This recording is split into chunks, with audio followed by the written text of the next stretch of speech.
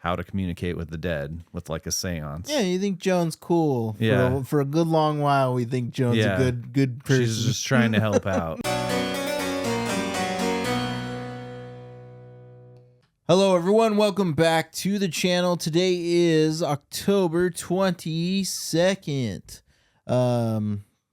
Yeah, we've made it this far. This is our 31 days of Halloween here on the channel, and we are talking about probably one of the scariest movies that I've ever seen, ever. Like, this movie doesn't sit well with anybody afterwards, I feel. So this movie is Hereditary. I have only ever seen this movie one time, and I absolutely just the ick afterwards. Definitely feels like your soul's been tainted. Yeah, so Hereditary is an Ari Aster film. Ari Aster, he was known for Midsommar and Beau is Afraid. He's a brilliant filmmaker, and I think that he does well in the realm of the horror genre. So, yeah, this is a movie.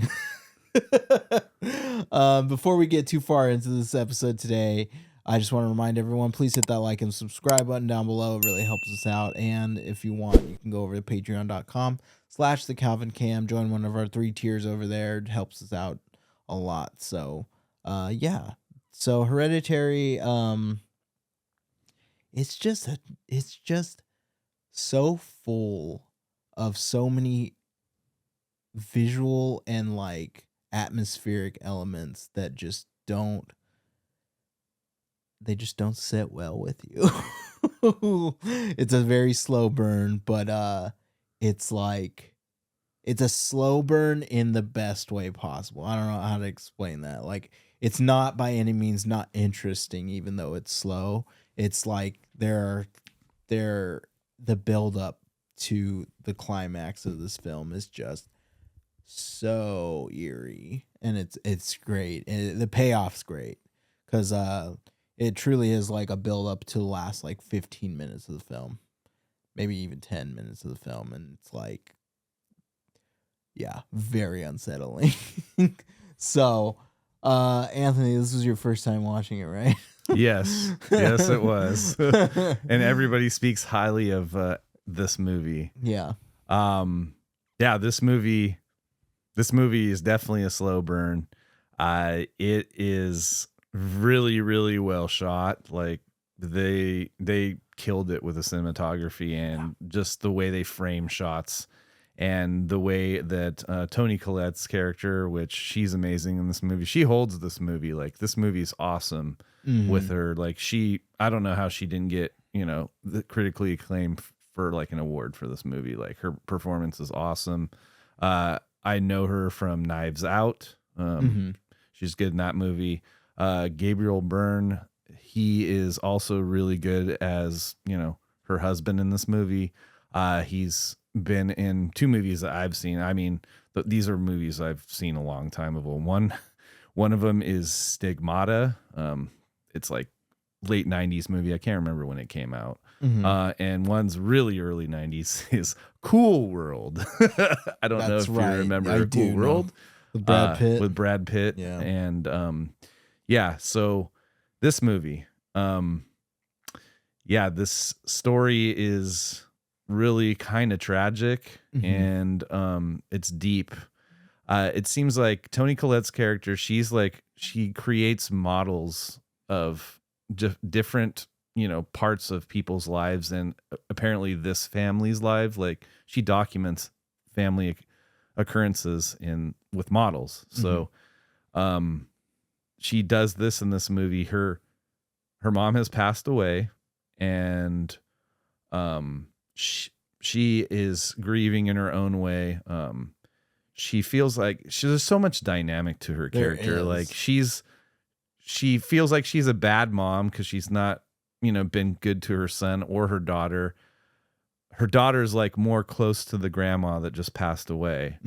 And we have this sense of like she's trying to reconnect with their kids, like be a better mom. And I think Gabriel Byrne's character is kind of like just being the father, just holding everything together.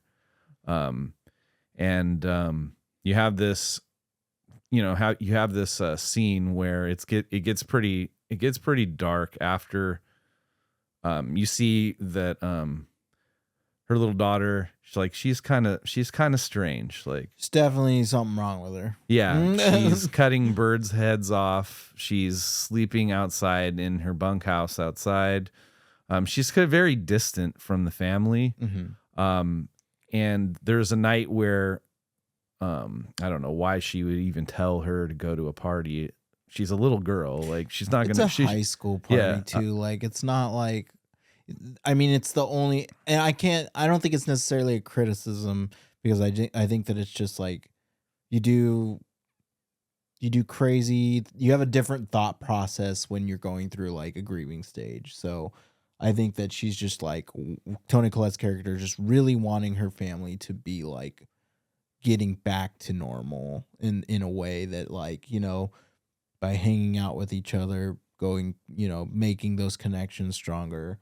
I don't know. I wouldn't do this, but she, offers for her to go to the party with her son. And he's like, I don't want to take her. Like, but yeah, because he's a teenager. He's smoking weed. Yeah, he's just being a teen. Yeah. So he goes to this party, and you get that she's I think she's allergic to nuts or something like that. Mm-hmm. And they go to this party, and she goes, and he's kind of just trying to go off and hang out with his friends. And then he's like, go eat something. You're hungry, whatever. And then there's a cake, and it has nuts in it. So it's just like, oh no. So I think we know that she's allergic to nuts, because you get that in the beginning of the funeral scene. Yeah. Don't eat nuts or blah, blah, blah. So you get that, and she has a piece of cake, and he's upstairs hanging out, doing his thing with his friends. And she comes up and says, I can't breathe. So he immediately rushes out and takes her home. He's speeding down the freeway. She's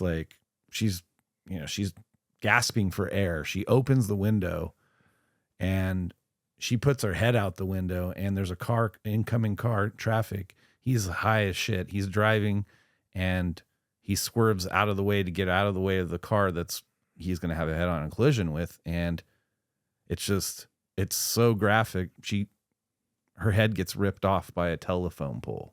Yep. And then it's just, I don't know how I don't know if he's stoned or he just doesn't know how to deal with the situation. He comes home, he leaves her in the car, and there's a scene where he's just laying on the bed, and Gabriel Byrne's talking to Toni Collette's character, telling, okay, have a good day.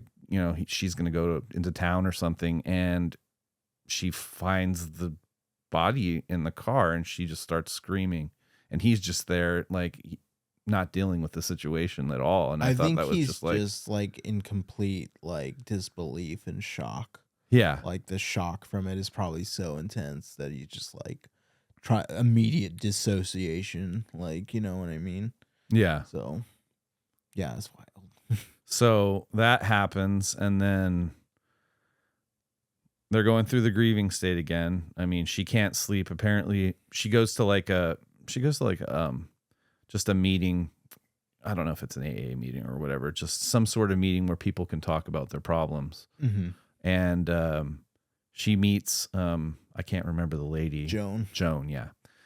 She meets Joan, and Joan shows her how to communicate with the dead with like a seance. Yeah, you think Joan's cool. Yeah. For a good long while, we think Joan's a good person. She's just trying to help out, but Joan's kind of part of the plot. But so you have all this, and then you see that, he can connect. She's connecting with her daughter through the seance by herself, but she wants to go take it to the next level. So she has the seance with everybody in the family. Yeah. And then that's when all the more paranormal stuff starts happening with the last hour of this movie.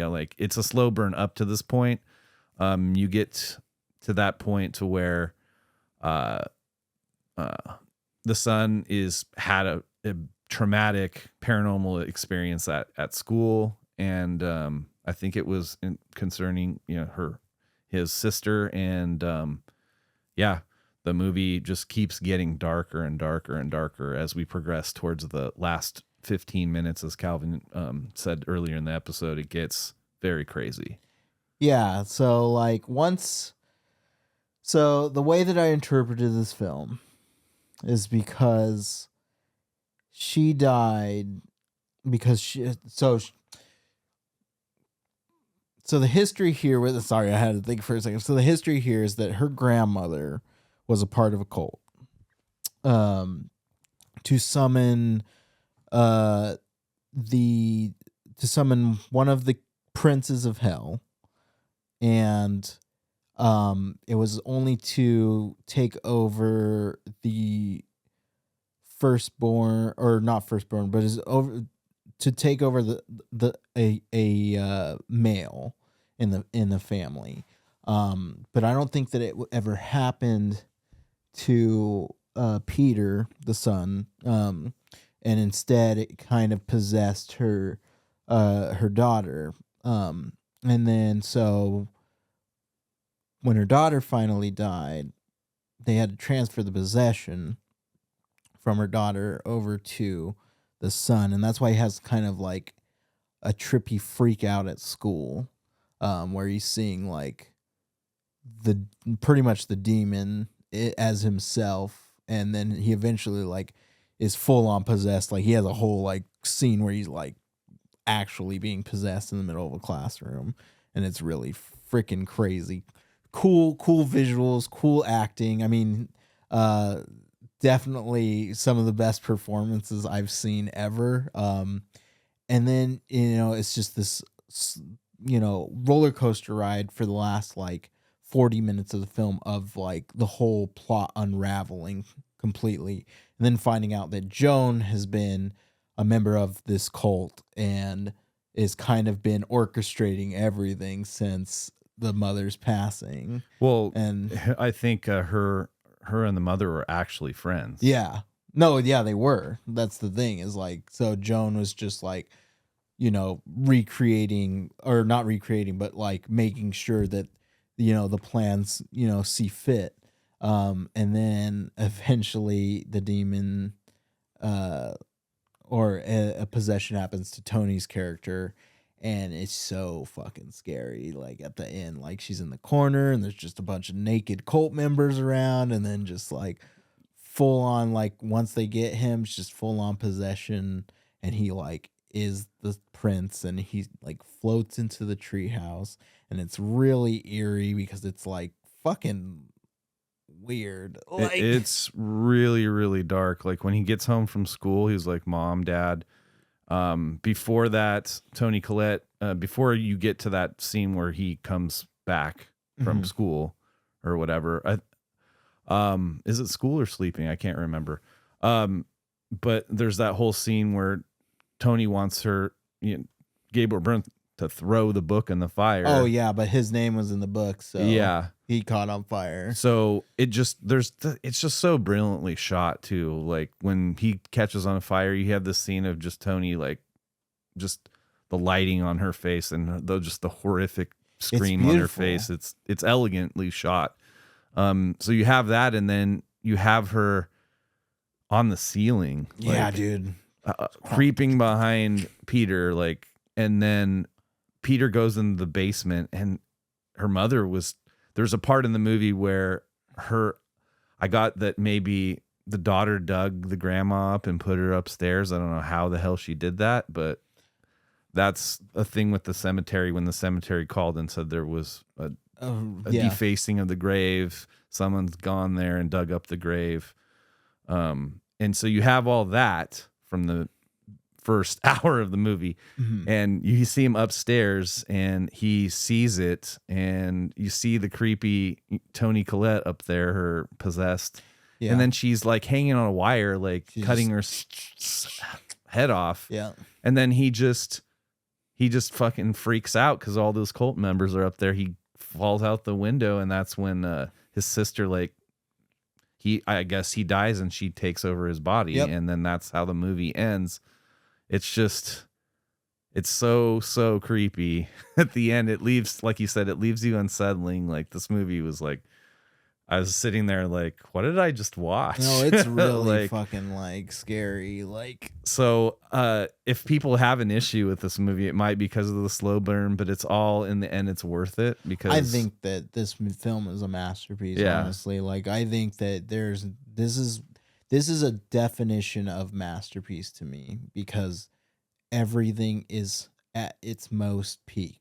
The cinematography of this movie is unbelievable. The night and day scenes are so fucking cool. and Like, and just the zooming out of the models. Do you Yeah. see in the beginning Yeah. where he zooms out, where the funeral scene is like, get up, Peter, we got to go.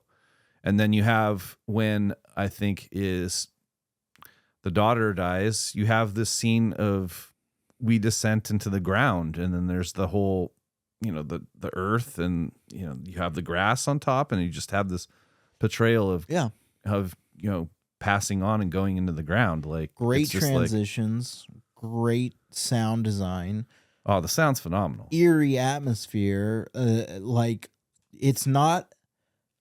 This movie's not hard to follow if you're paying attention. And I think that just all around, every performance in this movie is fantastic. I don't think there's a single bad performance. Yeah. So, since we're nearing the end of our episode, I'm gonna give this movie a 5 out of 5. I think this movie is like just phenomenal. I think Ari Aster is a brilliant director, and I think that he really created something here that is definitely memorable for the horror genre in general. So that's what I'm gonna. That's my rating. What would you give it? There's nothing else to say about this movie. It's a 5. Yeah. Like, this movie is a 5. Like, everything to give it. I mean, for me, in order to have a perfect film to get a 5, I mean, obviously, in my opinion, it has to have good pacing, good writing, good cinematography, and just a good story. And this movie has all of that, and good acting, I should say, too. It has all those things. So it's a complete movie. It's a great film. It is a slow burn. So if you can get past that, it's worth it, though. All right, that leaves us with our fun facts for this episode. So here we go. Toni Collette had told her agent that she didn't want to do any more heavy, dark films and only wanted to do comedies, but she loved the Hereditary script so much she couldn't turn it down. Glad she didn't, because She didn't, because she was phenomenal. Ari Aster requested that Alex Wolff and Millie Shapiro go out to eat in character a few times, and they would sit for up to 3 hours in silence while Millie wouldn't speak and Alex would try to get her to talk. Some method acting going on. That's cool. Especially for kids. Like, that's cool.